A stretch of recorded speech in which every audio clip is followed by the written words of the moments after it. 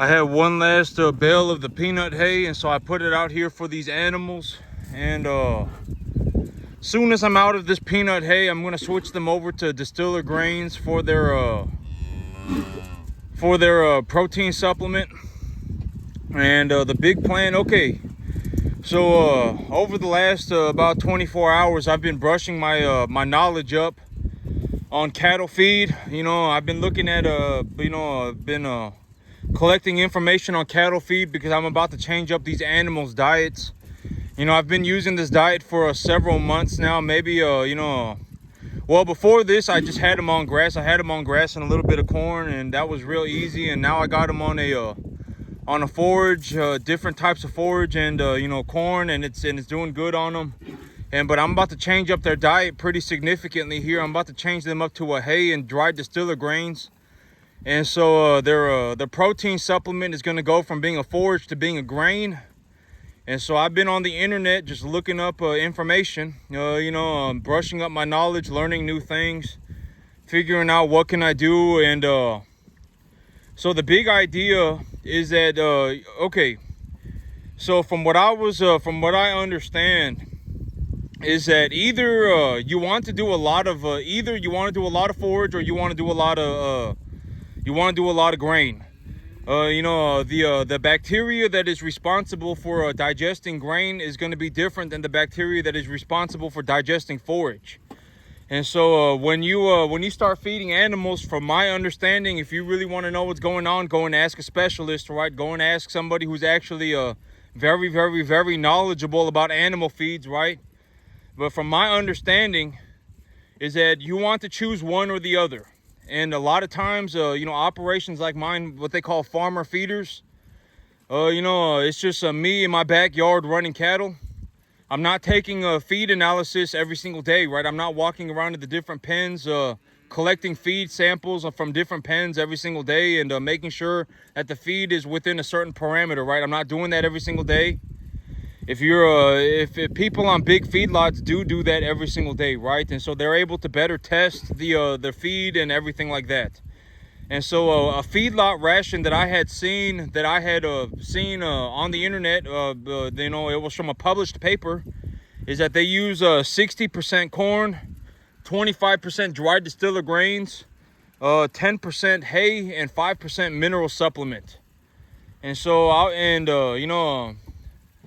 that's like a high energy finishing ration at about I think in the said it was like a 14% protein or something like that.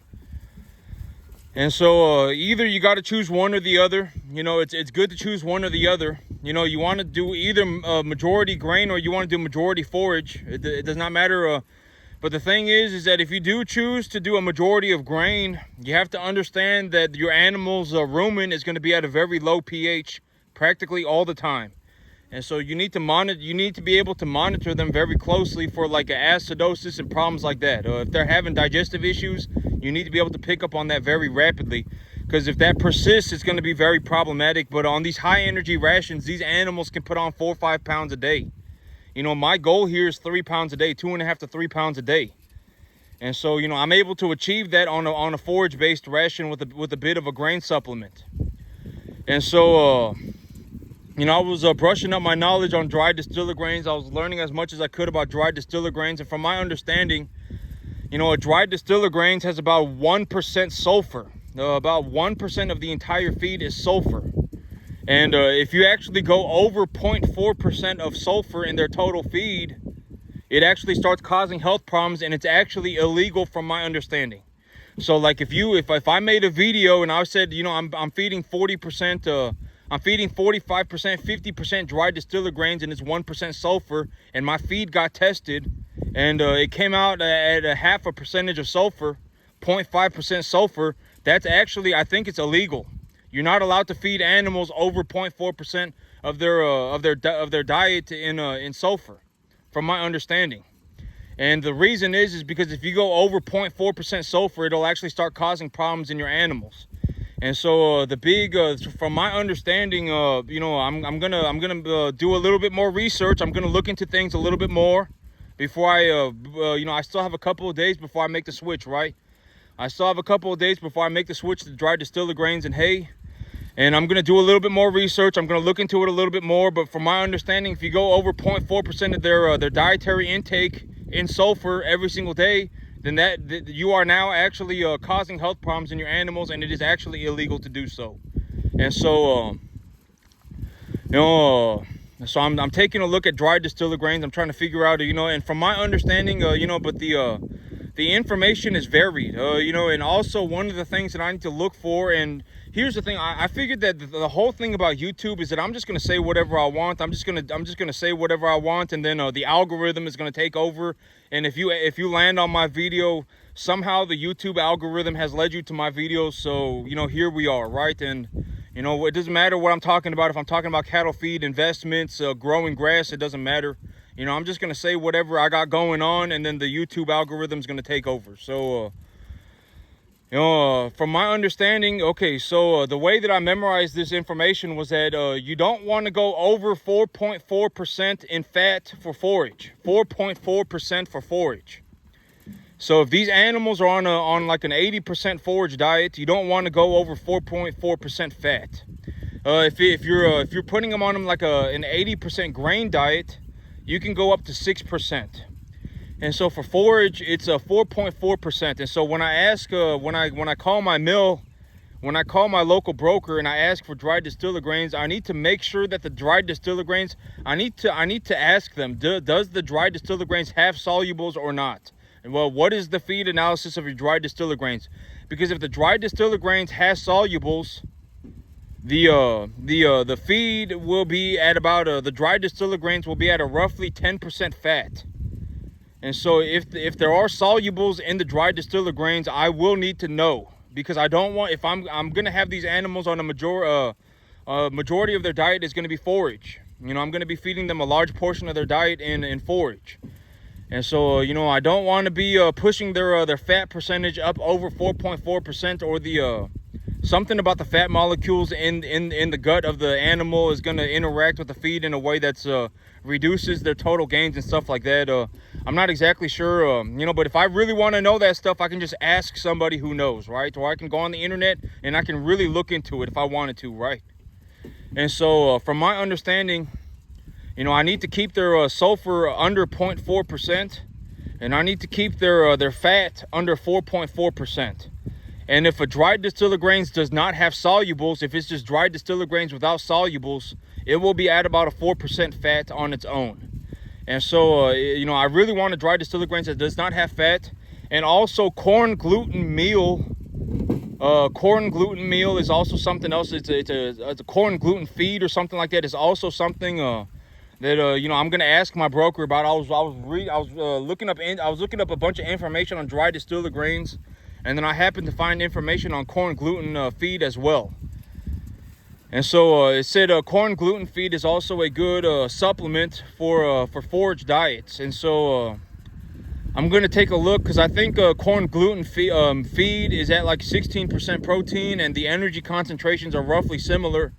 And if it's more cost effective per unit of protein for me to use corn gluten feed, then it might be cheap. It might just be a better alternative for me to use corn gluten feed.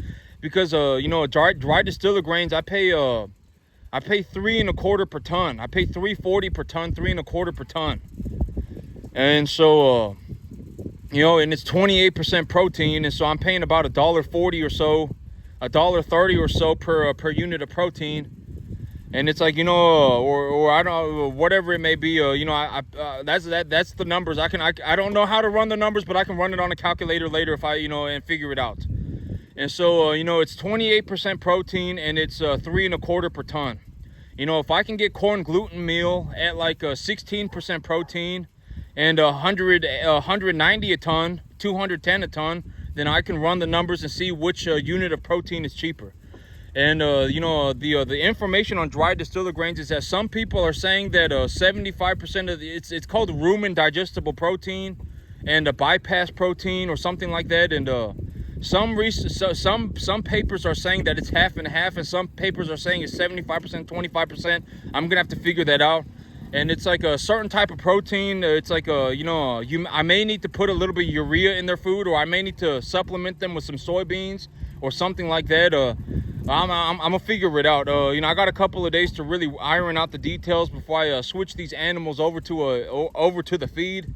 And if y'all took a look at the big animal while he was over here, he's doing a lot better. You know, I would say that, you know, he's been here for 3 weeks, and he's probably put on you know, close to 70 pounds already. He probably has. I mean, he's just you know, he's just gotten noticeably bigger. But if you saw him walking around the feed trough and he was knocking the animals over, that's why I don't want to raise the big animals with the small animals, because the big animals will just knock the small animals over.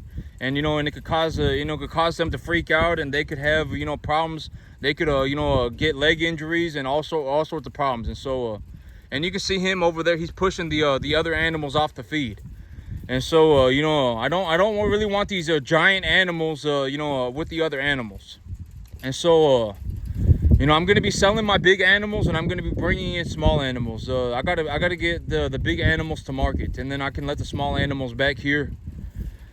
And so, yeah, here in about a week or two, once this last bale of protein hay is gone, I'm gonna switch them over to a dried distiller grains and hay mixture, and then I should be good to go for a while. You know, I'll be raising these animals up to 600 pounds instead of 800, and I'll be bringing them in at about 200, 225. And I got that new property getting squared away, and I'm gonna get that new property squared away. And you know, I've always said, you know, my whole big thing about money is that a lot of people are not poor by choice, right? A lot of people are not poor by choice. They are poor because they are essentially stuck in the poor death loop, right? You know, they can't break out of being poor. I've already said that the last stage in becoming not poor, like from what I have seen, if you want to become not poor, if you want to become rich, it does not have anything to do with money. It has everything to do with the person themselves, right?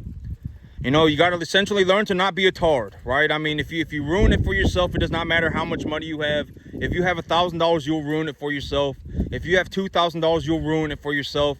If you have $100,000, you'll ruin it for yourself. If you have $5, you'll ruin it for yourself. If you have $10 million, you'll ruin it for yourself. It does not matter how much money you have, right?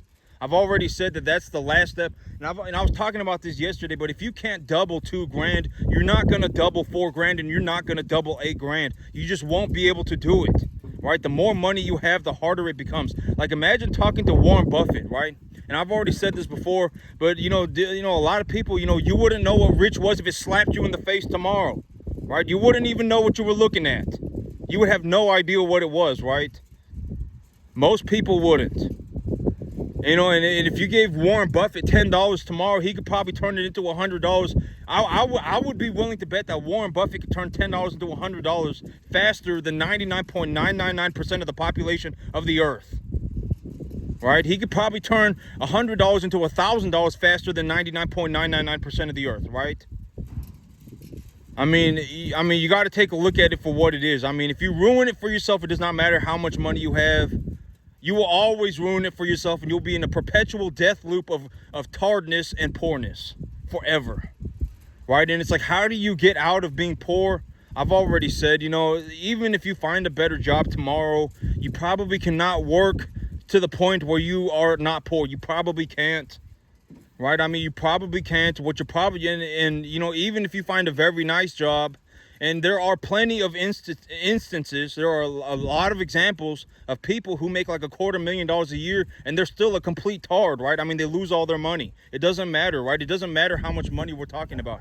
You know, if somebody's gonna lose $4,000, they're gonna lose $8,000. If somebody's gonna lose $8,000, they're gonna lose 10 million. It doesn't matter, right? I mean, you know, it does not matter.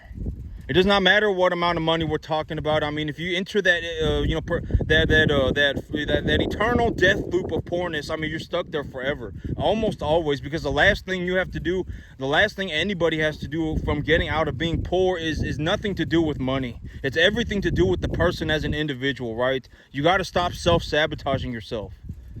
And I've already said, you know, if you're poor, and, you know, if you're poor, the chances of you, you know, not being poor tomorrow by just working is almost 0%. You're going to need to come up with some kind of an investment philosophy and invest towards it. And it's, I've already said this like 50,000 times. It does not matter if it's even if it's your mother and father, you know, if they do not know, do not ask them. because they will not give you any sort of, do not look for validation. Do not look for, whatever it may be, right? Don't do it.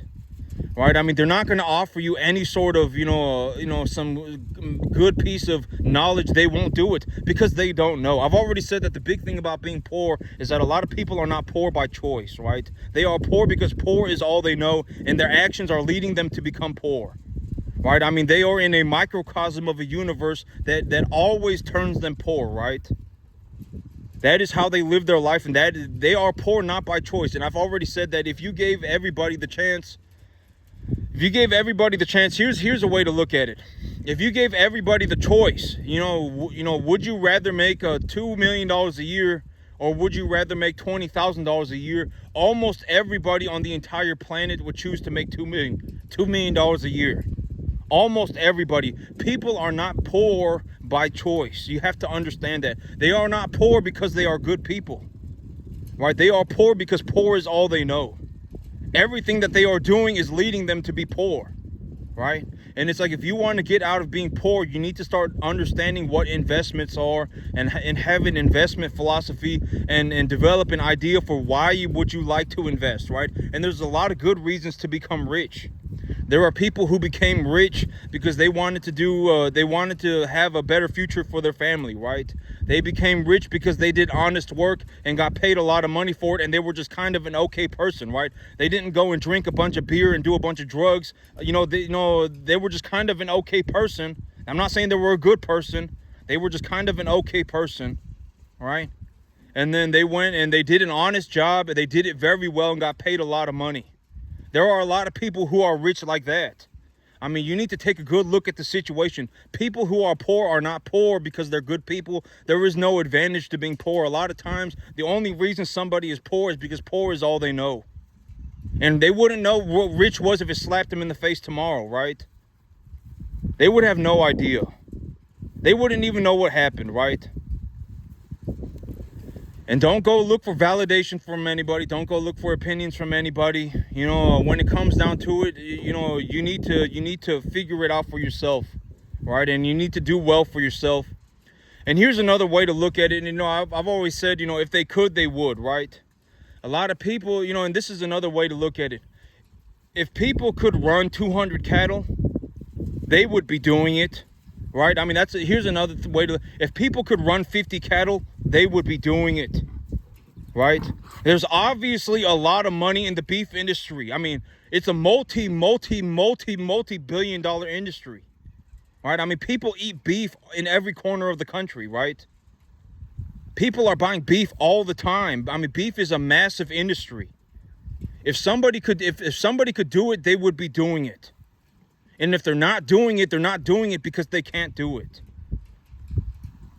Right? And you got to take a look at it for what it is.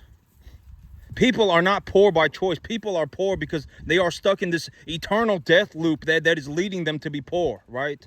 And I've always said, if you're poor, you should keep it to yourself, because the last thing you want to do is be a poor person and turn other people poor and encourage other people to be poor. You shouldn't do that. That's bad behavior, right? You should be kicked into a moat tomorrow. And so it's like, if you want to become rich, you're going to have to develop an understanding of investments. You should be in a situation where if you are given money, you understand how to make that money grow. You need to develop an understanding for how to do that. It does not matter what you are doing. You could be running cattle, you could be investing in stocks, you could be buying residential real estate, you could be buying commercial real estate. It does not matter what you are doing. You could be purchasing businesses. If you increase the revenue of the business, you have increased the value of the asset, right? I've already said businesses are evaluated at a multiple of the earnings. Like, if you are going, you need to develop an understanding for how to make money grow by itself. Not by itself. Realistically, you want to be in a situation where you yourself as an individual have the knowledge to make the asset appreciate yourself. You can actually increase the value of the asset by you yourself interacting with the asset. That's like the ultimate form of investing. If you want to become a money printing machine, you want to make millions of dollars a year, That is how you do it. It's easier said than done. If you're handed an asset, you're able to knowledgeably, you yourself, have the knowledge in your mind to increase the value of the asset. If you have the capacity to do that, you are now a money printing machine. And I've already given you the farming analogy for this, right?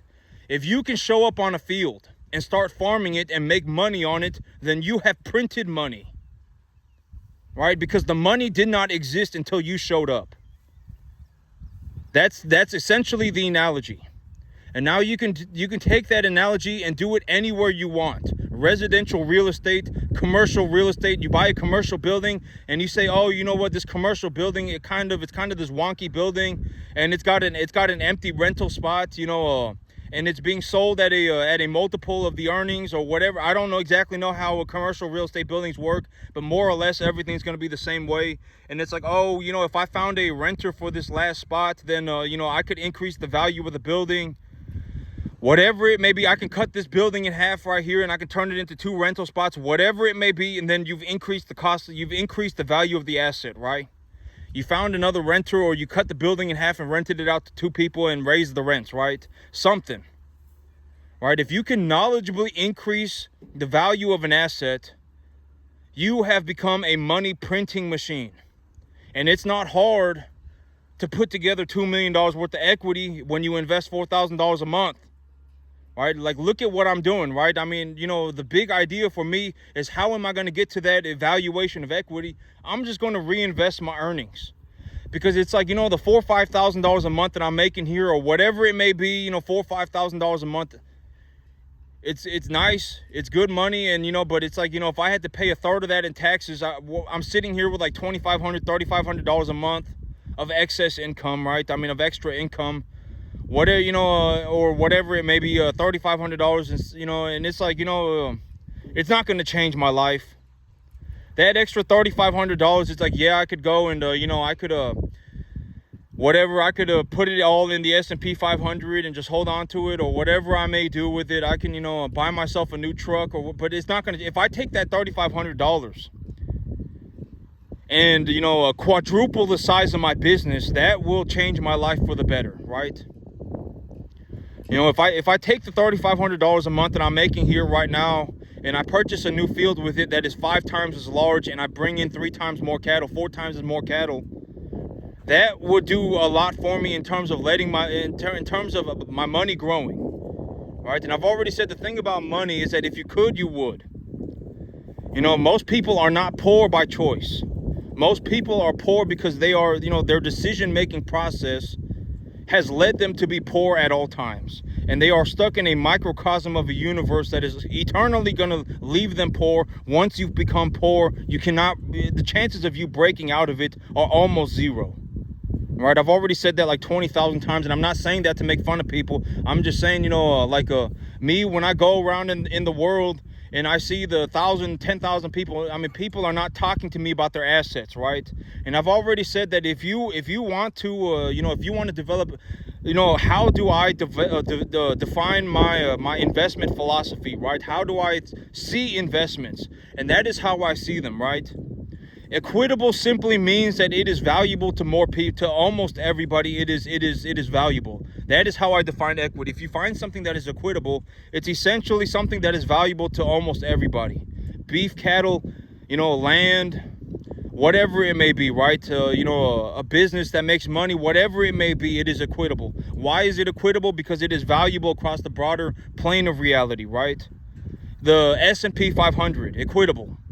Right, it's just a small piece of the 500 biggest companies in America. You have a small ownership in the 500 biggest companies in America, right? So that's equitable.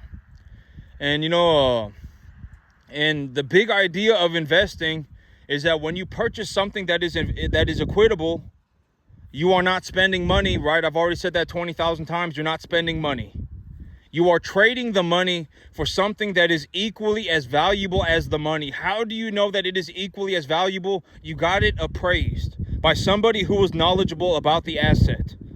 a banker, or if we're talking about stocks, like if you go on the stock market and look up the S&P 500, the appraisal value of the S&P 500 is the price of the stock right now. So if you go on the stock market right now and you look up the SPY, which is just an ETF, I'm pretty sure it's called an ETF of the S&P 500, and it's trading at 550. The 550 is the appraisal value of the stock.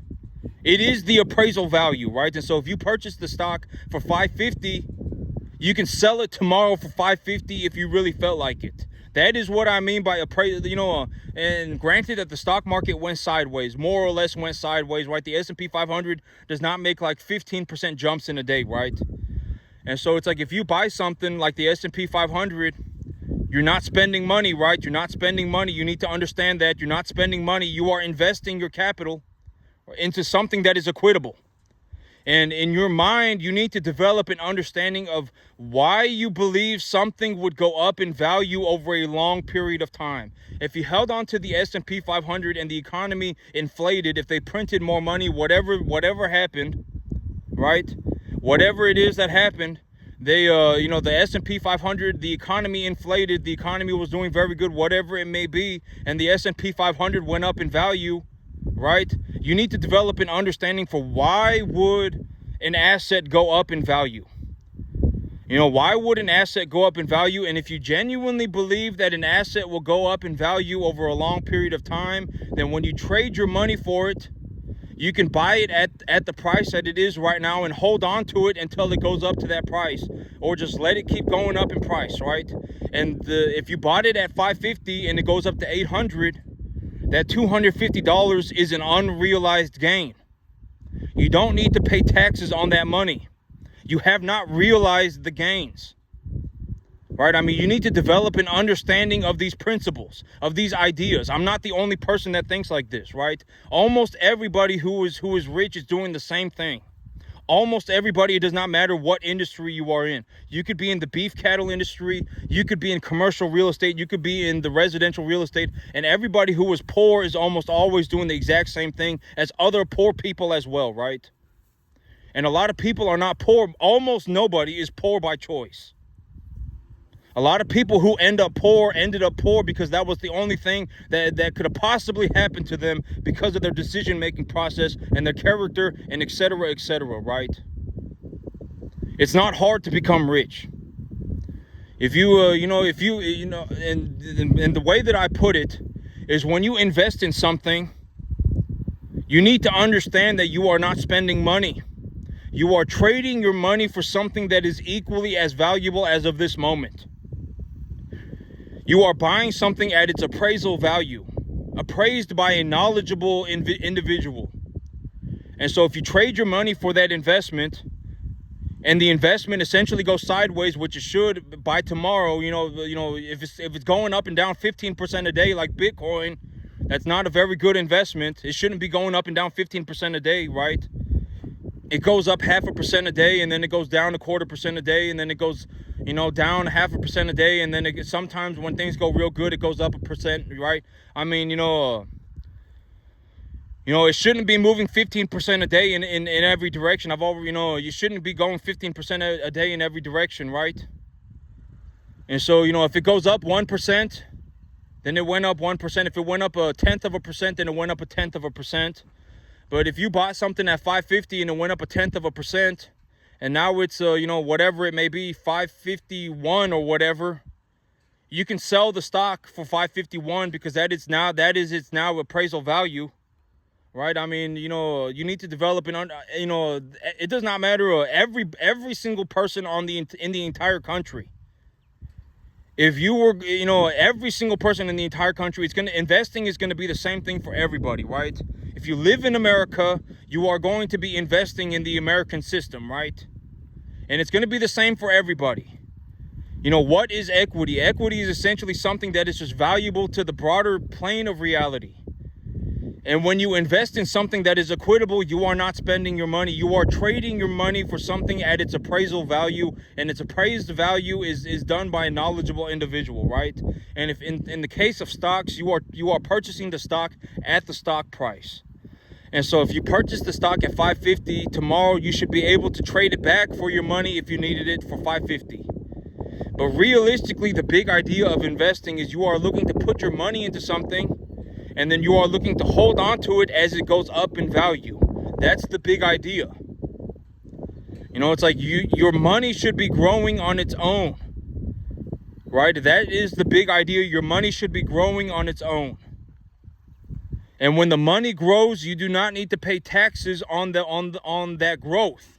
That is called an unrealized gain, right? Like the next step in investing is, if you want to become a very high level investor, if you want to become a money printing machine, you need to, start learning how to make assets appreciate yourself. You yourself have the knowledge to make an asset appreciate. Oh, if I buy this $4,000 worth of assets, if I purchase this asset for $4,000 right now, and I put them on a very good example of this is like me. If I go on the feeder cattle market right now and take a look at the feeder cattle price, and the feeder cattle price is sitting at about 255, 260, I take a 10% deduction on that because I have Texas cattle, and Texas cattle are valued at a less of a number. I cut that number in half. I go to the sale barn and I buy animals for that number or less, right? I mean, I might even, buy them as low as 200 pounds. Sometimes I buy them up as high as 350, right? And so, if I take that number and I average out at that number, right, and I put them on a 65% TDN, 12 to 14% protein diet, 2-to-1 calcium phosphorus ratio, and right now the commodity markets in terms of cattle feed is very low, to a point that I don't think it's going to go much lower. I think that we're at a long-term bottom in the cattle feed market, right? And if I invest in cattle feed right now, and cattle feed and cattle prices, feeder cattle and cattle feed are like on a counterbalance. If one goes up, the other goes down, and et cetera, right? They tend to be on a counterbalance. And so if I purchase feed right now when I believe that it's at a long-term low, I don't think feed prices are going to go much lower, if any at all. If I purchase feed right now and the feed prices go up and the cattle prices go down, well, I purchased my feed at a low price and I hedged my cattle investment, right? I don't have to purchase feed at a higher price and feed cattle that are going down in value. That's called a hedge, right? You need to learn how to, make your investments go up in value knowledgeably yourself. I'm going to hedge my investment. I'm going to purchase this feed, mix it with this, feed it to this type of animal. And when I do so over 3 or 4 months, I'll put about 200-300 pounds on the animal, and then I'll make money on the animal. You need to learn how to, knowledgeably increase the value of your assets yourself. And I've already said, when it comes down to doing these things, don't ask anybody who does not know what they're doing, right? A lot of people are not poor by choice. They are poor because they are a tard, right? There's a very realistic possibility that when someone ends up poor, they end up poor because they act like a tard. There is a very real possibility of that. And it's it happens to a lot of people. There are people that make $250,000 who go broke, right? There are people who make $10 billion who go broke, right? It happens to a lot of people. It's not, that's what I mean by, being rich is not a set amount of money. Being rich is more understanding of what you are doing with your money, and being a person who's not going to ruin it for yourself, right? I've already said that like 20,000 times. Being rich is not a set amount of money. And if someone says being rich is a set amount of money, that's a very, very, very realistic, there is a very realistic possibility that you are talking to a poor tard. Very realistic possibility. Because it's like, if you can't double $2,000, you're not going to double $4,000. If you can't double $4,000, you're not going to double $8,000. If you're not going to double $8,000, you can't double $16,000. You just can't do it. It doesn't magically get easier the more money that you have, right?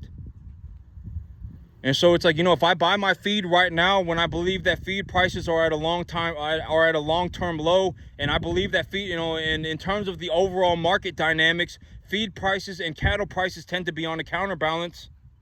If feed prices go up, cattle prices go down. If cattle prices go up, feed prices go down, right? It's a counterbalance.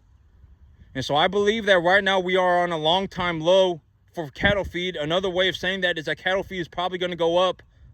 And if cattle feed goes up, cattle prices are probably going to come down. The cattle market right now, I'm very well aware that the cattle market is way too easy right now, right? The cattle market is too easy. You can just buy animals, put them on feed, and make money on them. It's too easy. A lot of people are going to think that it's a good idea right now, and they're going to go running in. And then, they're going to, there's, I would be, I'm just going to say it. I personally believe that we are at somewhere near the top of the feeder cattle market as of right now. I believe that with the joyride is about over, and we're about to start going downhill. That is what I believe. And when the cattle price goes down, feed prices are going to go up, and a lot of people are going to get hit by the double whammy. They're going to be, feeding cattle on higher feed prices, and the price of their animals are going to be going down, and it's going to become too hard for them, and then a lot of people are going to quit again. And so, that is where I believe the commodity markets are right now. That is why I purchased the feed when I did. That is why I'm running my business the way I'm running it. I'm raising my animals to 600 pounds instead of 800 to make my earnings per pound of feed more efficient. But at the end of the day, when it comes to actually being a very high level investor, if you want to become a money printing machine, you're going to have to understand how to increase the value of your assets yourself. Like if you are given an asset, you should be able to look at the asset and say, if I do this with the asset, then it will go up in value. That is the final stage of investing. But the thing about that is that, I've already said that a lot of people are not poor by choice. They are poor because that is all they know. Everything that they do is leading them to be poor, and they are in a microcosm of a universe that makes them poor, right? I've already said this. If you gave anybody the choice between being poor and being rich, almost everybody would choose to be rich, like 99.999% of people. But it's like, but then it's like you actually take a look at what rich is, right? Rich is not a set amount of money. Rich, to become rich, the last thing you need to do, any individual needs to do, is overcome their own problems, right? If you're a tard, you're going to be a tard forever. There's a very realistic possibility that you are poor because you act like a tard, right? God knows it. You know it. You could have all the honey buns and Coca-Cola in the world if you felt like it. If you just, made one small change with your life, right? Everybody in America. When I walk around and I meet, I meet 1,000 people a year, not a single person to this day has talked to me about generating $1 million worth of equity a year. I'm the only person saying it, and having an appreciation on the asset value, right? On the value of the assets, the value of my assets are going up. I pay about $4,000 a month for $2 million worth of assets, and I make about a 10 to 12% return on my assets. Right, I'm the only person saying that, right? And it's like, why is that? And it's like, probably because, I don't want to know, right? I'm not asking a question. I don't want to know, I don't want to know what you're doing with your money. I don't want to know, right? Keep it to yourself. If you're poor, keep it to yourself. And so, it's like, how do you become rich? Chances are you are not going to become rich by working more hours or even getting a better job. Getting a better job will help you, but it will only help if you invest your earnings. And where should you invest your earnings? Into something that you believe yourself, that you have fundamentally come to a conclusion, you have deduced logically that this thing that you are buying is going to go up in value over a long period of time. That is where you should invest your money, right? And what is an investment? When you invest your money, you need to remember you're not spending your money. You are trading your money for something at its appraised value, and it is appraised by a knowledgeable individual, somebody that knows the asset. And so realistically in this situation, if you purchase your asset at its appraised value, you should be able to turn it back into cash at its appraised value the next day if you needed it. Right? You're not buying anything. You are trading your money for something that is valuable. Valued at an amount that is defined by a knowledgeable individual called its appraisal value. Right? And it does not matter what we're talking about. It could be a piece of land. It could be the stock market. It could be a building. It could be a business. It could be anything. If it's equitable, it can be appraised. And if it's appraised by a knowledgeable individual, that thing that the equitable asset that you are holding on to is essentially valued at that much money. And if you put your money into it, tomorrow you should be able to get your money back out of it if necessary. That's the big idea. You want to hold on to something, you want to take your money, buy something with it that is just as valuable as the money today, and then hold on to it as it goes up in value. And when you hold on to it as it goes up in value, you do not pay taxes on the difference between the value that you bought it at and the amount that it went up. Why? Because that is called an unrealized gain. And if you hold on to your money for a very long period of time and it goes up in an exponential amount of money, then you can open a line of credit against your asset, and you don't have to liquidate your asset to utilize the capital. Right? I've already said that like 20,000 times too. And it's like, that's the thing. It's like, once, and I've already said that, whenever I formulate my deals and whenever I come up with contracts and I go and I do a deal, I always make my contracts and my deals so that they work in favor of me. I always make sure that the deal works out for me, right? Always. And it's like, and it's like, if you don't have the money, I've already said this like if you're going to go and buy a piece of land, and you've convinced yourself that if you just had the land that you can make the money, then go and open an option contract for the piece of land right now. Right? I mean, that's what I'm doing, right? I genuinely believe that if I have more land, I can make more money. So what am I going to do? I'm going to go and open an option contract. That's what I did, right? Like, there are ways to formulate your deals whichever way you want. Make it work out for you. And if the deal's not going to work out for you, I've already said, go and find a different deal. There are tens of thousands of deals everywhere, right? And so it's like, if you're in a situation that like you're watching my channel or what, and you're like, if I just had this thing, whatever, it could be a piece of land or whatever it may be, if I just had this thing, I can make a lot of money, then go and buy it. Open an option contract on it, make a good deal on it, and offer it, and take a look at the fine details of the deal, and then make a deal on it. Open an option contract on it. Right? I mean, if you genuinely believe that you can do it, go and do it. I mean, I've already said, if you could, you would, right? And so it's like, if you could, and that's the thing. It's like, it's like me, I genuinely believe that I can run 200 cattle, right? I genuinely believe that I can run 200 cattle. So I'm going to go and open up a contract on a piece of land via an option. I'm going to go on the piece of property. I'm going to make my money, and then I'm going to take the money that I make on the property to the bank and then get the leverage for the money then.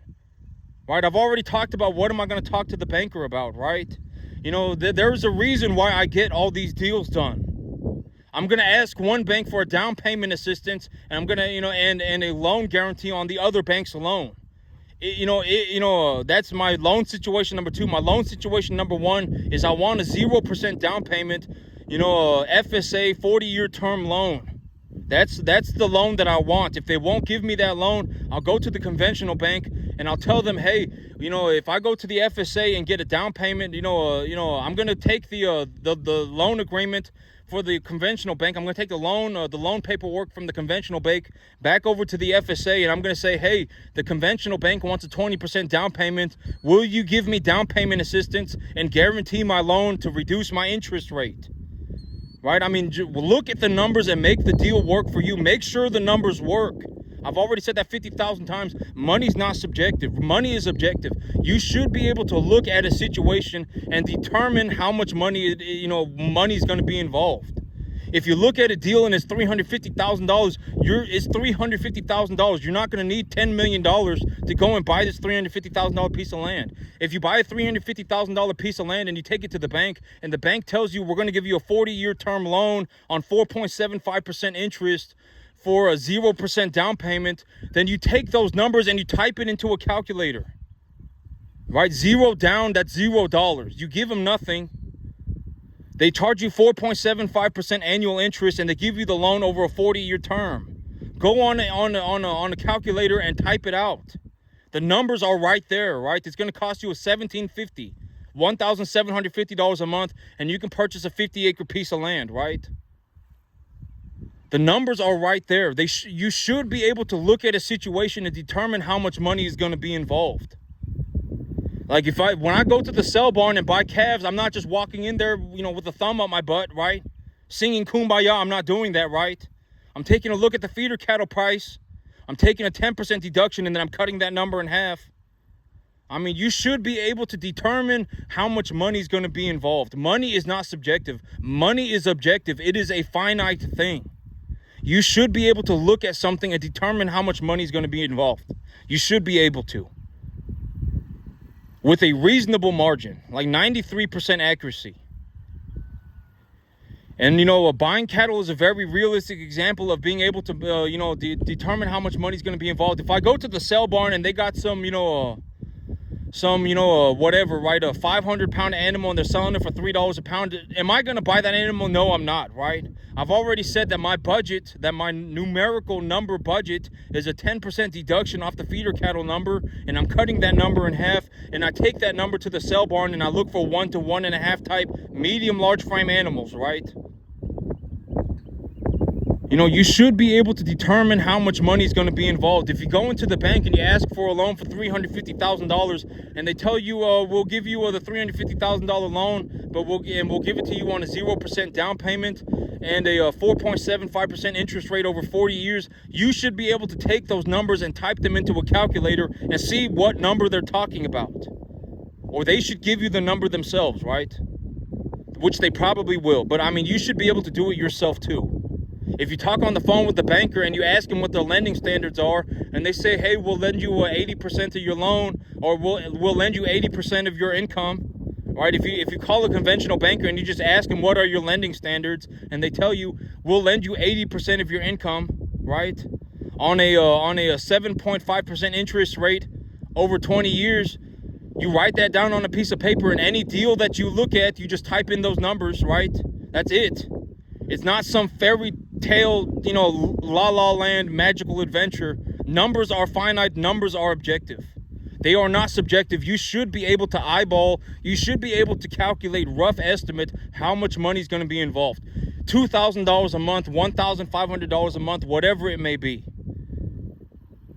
You should be able to calculate it. And if the numbers don't work, then don't take the deal. I've already said that 20,000 times, right? Make sure the numbers are correct, number one. Make sure the numbers are correct and make sure the numbers work.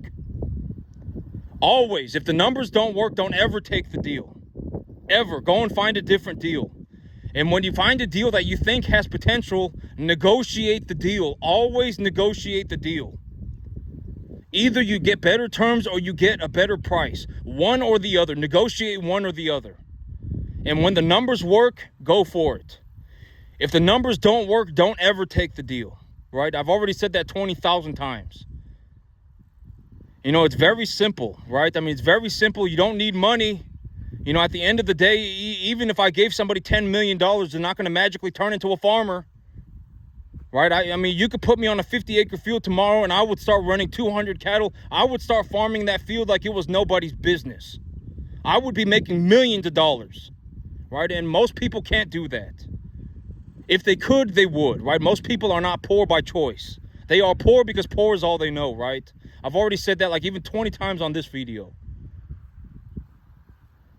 And if you know how to start a business, if you can, and the farming analogy that I use is that if you can show up on a field and start making money on that field when nobody else could, you have become a money printing machine. You can make millions of dollars very rapidly. It's not hard to make $2 million of equity when you invest $4,000 a month. Where do you get $4,000 a month? From the asset itself. How do you obtain the asset? You find a good deal and you make the numbers work for you, and then you purchase the asset in a way that will work for you. Open an option contract on it, go on the property, make the money first. Then when you make the money, take the money to the bank and leverage your cash flow. Don't cross-collateralize anything ever. Leverage your cash flow, and if you leverage your cash flow, it's like you're putting nothing at risk. You're putting the money that, you're putting the number, you're not putting anything at risk. Right? You are not cross-collateralizing anything. You're not at risk for anything. You're only risking, you're not at risk for anything. And if you don't have anything to risk, it's like a superpower, right? I've already said this 20 times. You don't want to be in a situation where you are cross-collateralized for anything, right? You are leveraging your cash flow. Go and make the money first. Take that money to the bank and have them leverage it for you. If you can make $20,000 on a $4,000 a month loan, the $16,000 a month that comes off the top is the money that you get to keep. It's always the same answer, right? You don't need money. What you need is a deal, and you need to know how to communicate in a way that gets the deal done. That is what you need. Most people, it's like, if you genuinely believe that if you just had the asset, you need to understand that you don't need money. You need to make a good deal. You don't need money. When you show up on the asset, you can make the money then. That is how I am formulating this deal, right? I genuinely believe that if I buy a 50-acre field, I can run 150 more cattle. I genuinely believe so. And if I run those extra cattle, I will make more money. And when I make that money, I will take that money to the bank and leverage it then. I know what I'm going to ask the banker. 3 major questions, right? 2 different types of loans, and what else do you have to offer me that maybe I missed, right? I know what I'm going to communicate to the banker. I know what, essentially what I'm saying is that, hey, I have a contract on this piece of property right now that I got via an option contract, and I'm making money on it right now. I'm making money on it. I'm going to show it to you. Fund my deal for me. Look at my contract and fund my deal for me. That is the idea, right? I mean, you don't need money. You need a good deal, and you need to know how to do things. If you can show up on a field tomorrow, if you can show up on a 50-acre field tomorrow and you paid a $2,000 a month, not even, maybe $2,000, maybe even less, about $1,750 a month, and you ran 100, and you could run 150 cattle on it, and on those 150 cattle you ran 2 lot of animals a year. That's 300 animals a year. And on those, and on those animals you make, whatever, you make 150 grand, and you have to pay the bank 50 back. You still get to keep 100 grand, right? I mean, you need to look at the numbers and make sure the numbers work. Always only take a deal when it works out for you. Only, ever. Do not ever take a bad deal, ever. And you can formulate deals in a way that they will work out for you. People have figured this stuff out from a long time ago. You don't need to figure anything out. You just need to figure out how everyone else is doing it and do it the way they're doing it. I genuinely believe that if I have a 50-acre field, that I can run 150 more cattle. Why do I believe that? Because of everything that I got going on, right? And if I buy a 50-acre field, what's that going to cost me? About $1,750 a month, right? And so the numbers are the numbers. You need to take a look at the numbers. Numbers are not some fairy tale dust thing, right? I mean, they're not subjective. Numbers are objective. You should be able to look at something and figure out how much money is going to be involved. You should be able to. If it's $1,750 a month, then it's $1,750 a month, right? If it's $2,000 a month, it's $2,000 a month. And so, that is my belief system, right? And it's like, if I have 50 cattle per 10 acres, if I have 5 animals per 10 acre, or if I have 5 animals per acre, and my weather is good, it's roughly 55 to 85 degrees, all day, every day. In the evening it's 55, 60, and in the afternoon it's 80, 85. And I got good sunlight and about 1 to 2 inches of rain a week, about 1 inch of rain a week. Then I can practically grow anything that I want, right? I can grow winter wheat, and if I can grow the grass, if the weather is decent, and I'm growing grass on it, it's going to cost me about $550. If the price of urea is sitting at about $550 a ton, $600 a ton, then it's going to cost me. And I use urea as the baseline for fertilizer. I'm going to need about 1 ton of urea a month, right? It's going to cost me about $550, $600 a month. I'm not going to say I'm using just urea. I'm using urea as the baseline for overall fertilizer markets, right? It's going to cost me about $550 to $600 a month per 50 animals. And if I raise, if I raise 150 animals, that's going to be about $1,500 a month. So I take my $2,000 a month loan for the land, and I add $1,500 to it. That's $3,500. And let's say whatever, I got $500 a month of just excess budget. And if I don't spend the money, I can buy these animals treats or whatever. I can get them some creep pellets, right? I can budget $4,000. I can budget 4,000, and if I don't use 500 of it, I'll just buy these animals some treats, right? I can budget an extra $500 a month, and then and if I invest that $4,000, and that's 50 grand that's 50 grand a year. About 30% of that is equity. 15,000 of that is equity going back into my property. And so, you should be able to eyeball, you should be able to rough estimate your numbers with reasonable accuracy. You should not be going on a la land adventure. I mean, you should be able to take a look at the situation and determine how much money is going to be involved reasonably. Within a reasonable boundary, you should be able to determine how much money is going to be involved. That's a part of running a business. If you can't do that, then you should not run a business. Almost nobody should be running a business, and it's like, at the end of the day, you should be baking money into the pie. I've generated over $1 million worth of equity a year, right? There's a reason that I've generated over $1 million worth of equity a year. I'm the only person that I know who's done this. All right? There's a reason that I have managed to do this. There's a reason. At the end of the day, you should be baking money into the pie. If somebody's making $10 million in 2 years, you should consider that. If they've made $2 million in equity over the last 2 years, you should consider why they were able to do that.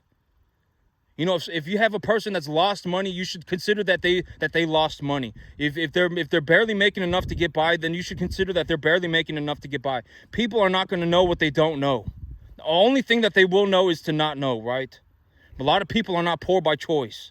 A lot of people are poor because that is all they know, and their microcosm of a universe encourages them to be poor, and they will be stuck like that forever. And so it's like, at the end of the day, there is a reason why I generated $1 million worth of equity, over $1 million worth of equity a year over the last 2 years. There's a reason for it. And maybe when you listen to what I talk about and I give you my perspective, then maybe it will open up, your mind.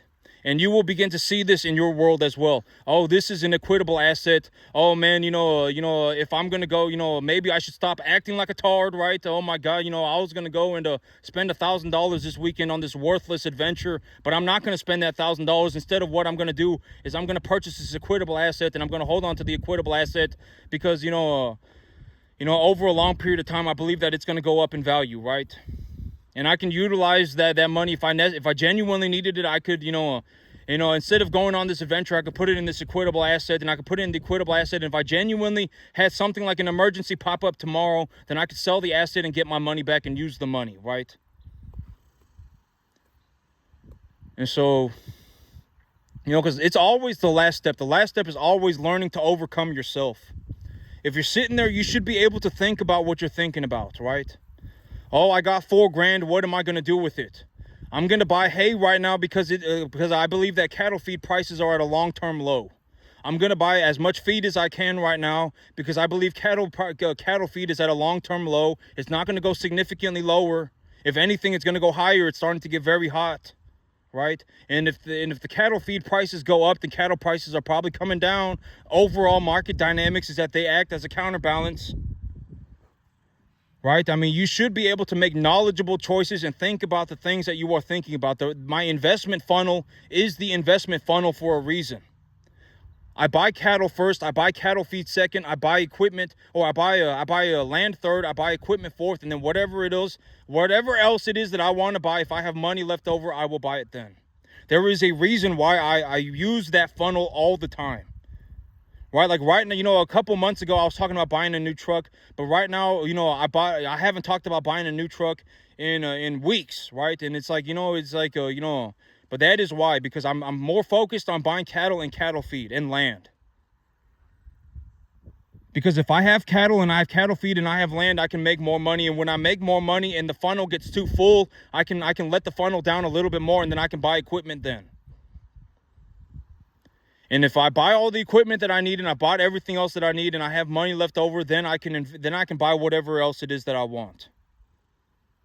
The reason the funnel is the way that it is because the funnel is the way that it is. I mean, it is because it's reasonable. I do it that way because it makes me a large amount of money.